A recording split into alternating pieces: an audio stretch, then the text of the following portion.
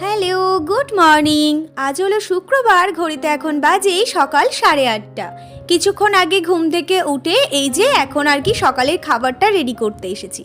আর শুক্রবার মানেই ওর ছুটি, আর ছুটির দিনে আমরা তো একটু ঘুরতে বেরোবই। তো বিকেলবেলায় কোথায় যাই দেখি, আমরা তো আবার ঘুরতেও যাচ্ছি, তার জন্য আমাদের কেনাকাটাও রয়েছে। তো ভাবছি আজকের বিকালে কেনাকাটাটাই করে আসব। তো সকালে এই যে আলু সিদ্ধ করে নিয়েছিলাম, তার সাথে কালকে রাতে বেঁচে যাওয়া পান্তা ভাত ছিল, তাই দিয়ে খেয়ে নিলাম দুজনে। দুপুরে রান্নাবান্না করে এই যে এখন খেতেও বসে পড়েছি। খাওয়া দাওয়া করে এখন চলে এসেছি ছাদে জামা কাপড় মেলতে।